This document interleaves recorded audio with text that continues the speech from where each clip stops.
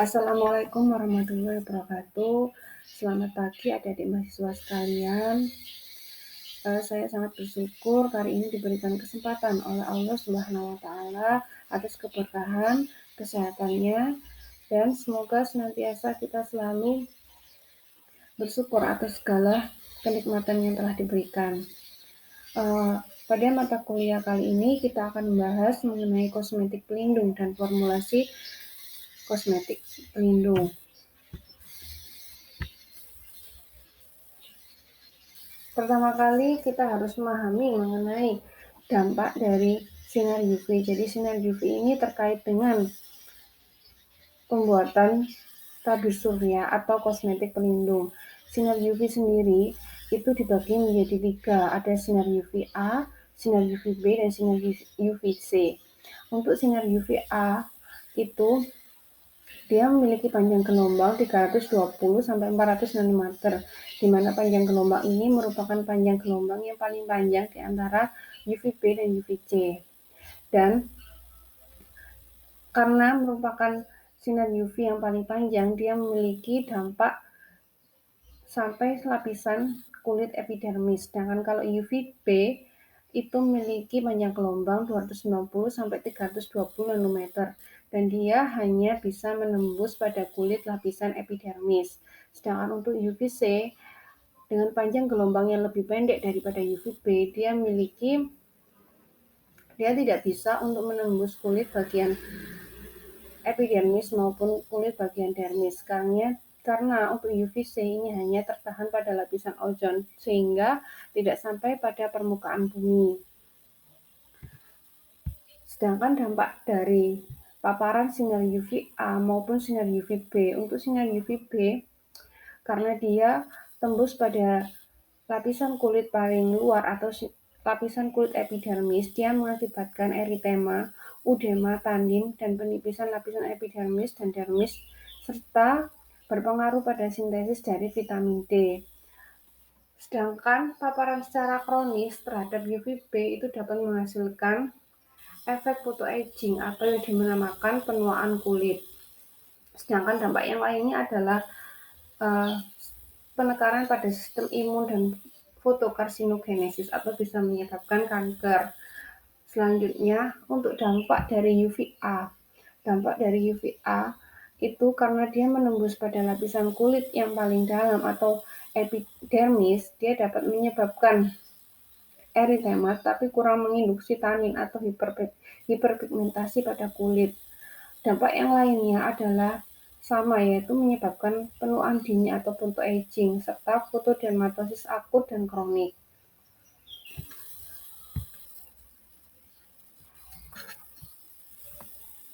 Untuk mengatasi dampak dari paparan sinar UVA maupun sinar UVB, maka disarankan untuk penggunaan tabir surya. Umumnya, kulit memiliki mekanisme perlindungan terhadap efek toksik dari sinar UV seperti pengeluaran keringat, pembentukan melanin, dan penebalan sel tanduk. Akan tetapi pada penyinaran yang berlebihan, sistem perlindungan tersebut tidak mencukupi karena banyak pengaruh lingkungan secara cepat atau lambat dapat merusak kulit. Nah, untuk mengatasi tersebut adalah digunakan tabir surya. Jadi, tabir surya itu didefinisikan sebagai senyawa yang secara fisik maupun secara kimia dapat digunakan untuk menyerap sinar matahari secara efektif, terutama dari emisi gelombang pada kulit, baik dari UVA, UVB, sehingga dapat mencegah gangguan pada kulit akibat pancaran dari paparan sinar matahari atau sinar UV. Adapun syarat dari sediaan tabir surya ini adalah yang pasti harus efektif menyerap paparan sinar matahari baik dari UVA maupun sampai UVB dan tidak menguap atau resisten terhadap air dan keringat. Oleh karena itu, nanti dipertimbangkan bentuknya baik bentuk krim maupun bentuk gel, di mana bentuk tersebut harus dapat resisten terhadap air dan keringat serta memiliki sifat-sifat yang mudah larut dan tidak bersifat fotolabil dan harus dapat terabsorpsi melalui kulit. Untuk mekanisme kerjanya atau perbedaannya, ada sunscreen dan sunblock. Ini adalah berbeda. Jadi sunscreen itu fungsinya adalah untuk mengabsorpsi energi sinar UV, sedangkan kalau sunblock itu cenderung menghamburkan dan memantulkan energi dari sinar UV. Bahan aktif dari tabir surya. Nah, bahan aktif dari tabir surya ini dibagi menjadi dua. Ada tabir surya secara kimia atau yang kita kenal sebagai contohnya ada oktil metoksisinamat atau benzofenon atau anfobenzol, antronila dan benzol dimetan. Senyawa ini mengabsorpsi radiasi UV dan mengubah energinya menjadi radiasi dengan gelombang yang lebih panjang. Sedangkan untuk bentuk tabir surya fisik ini mengandung bahan silicium oksid dan titanium dioksid. Namun bahan ini cenderung tidak diterima oleh beberapa orang karena cenderung membentuk lapisan film sebagai penghalang kulit yang menimbulkan rasa yang kurang nyaman. Tapi sediaan ini lebih aman dibandingkan sediaan untuk yang tabir surya secara kimia. Selanjutnya, ini merupakan contoh dari kandungan untuk sediaan tabir surya secara kimia. Misalnya dengan bahan aktif secara kimia ada avobenzol, itu konsentrasi pada umumnya adalah 30%, di mana dia fungsinya adalah untuk filtrasi dari UVA. Dia merupakan bahan aktif yang broad spectrum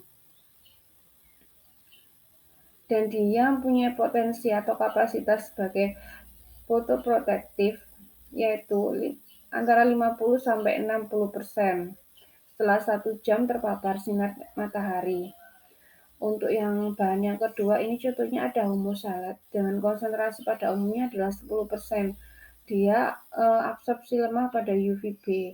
Untuk oktil metoksisinamat itu adalah konsentrasi pada umumnya adalah 7,5%. Dia digunakan sebagai UV filter atau UVB pada formulasi untuk sediaan tabir surya. Jadi bisa dipilih bahan yang mana aja. Untuk yang UVA bisa avobenzol, UVB bisa humosalat maupun oktimetoksisinamat. Dan ini contoh dari formulasi untuk tabir surya. Ini saya dapatkan formula dari jurnal. Jadi ini bukan formulanya dengan kandungan bahannya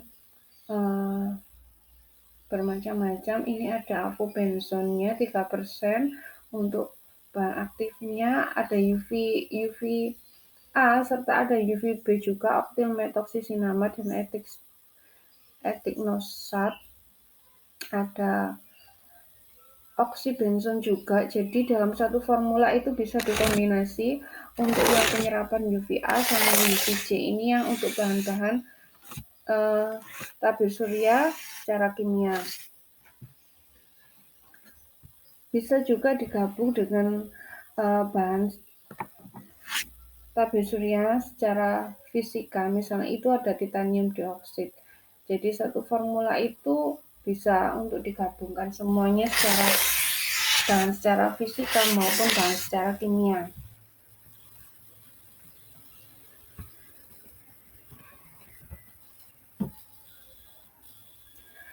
Dalam formulasi tabir surya, bentuk sediaan juga sangat dipertimbangkan. Salah satunya untuk bentuk sediaan krim itu mengandung minyak-minyak cair seperti santan. Dan keuntungan spesifik dari sediaan minyak adalah sifatnya tahan terhadap air. Jadi ketika kita menggunakan untuk berenang, itu pertimbangannya adalah bentuk sediaan yang banyak mengandung minyak. Sediaan tersebut akan tahan terhadap air yang timbul saat berkeringat dan pada saat berjemur atau berenang. Contohnya adalah minyak nabati, itu merupakan pelarut yang lebih baik dibandingkan minyak mineral untuk bahan-bahan tabir surya yang terutama yang larut pada minyak.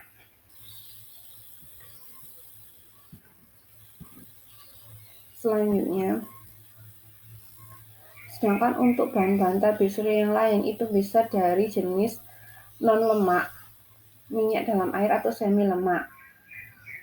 atau lemak minyak dalam air.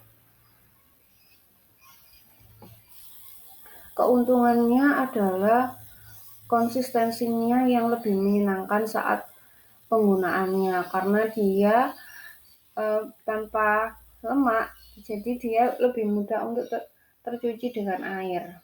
Namun penggunaannya itu lebih nyaman. Formulasi tabir surya. Untuk formulasi tabir surya yang lain bisa ditambahkan dengan penambahan parfum. Penambahannya bisa 1% atau lebih, atau yang bisa dikombinasi dengan alkohol 0,1 sampai 0,3%. Untuk pemakaiannya, tabir surya itu lebih baik digunakan 15 hingga 30 menit dan dioleskan setebal 2 cm pada permukaan kulit. Dan efektivitas dari tabir surya itu meningkat setelah penyerapan melalui kulit sebelum terpapar oleh sinar matahari. Dan selanjutnya kita akan mengenal mengenai SPF. SPF biasanya tercantum pada sediaan tabir surya. Misalnya, perlu kita ketahui definisi dari SPF itu sendiri, yaitu merupakan perakiraan ukuran kekuatan sunblock dalam melindungi kulit dari paparan sinar matahari. Dan SPF hanya memberikan proteksi dari UVB. Sedangkan PA+ ada keterangan PA+ artinya dia untuk proteksi UVA atau tingkat perlindungan terhadap UVA. Untuk keterangan SPF 15, dia memiliki kemampuan proteksi 93,3% terhadap UVB, dan SPF 30 memiliki kemampuan proteksi 96,7% terhadap UVB.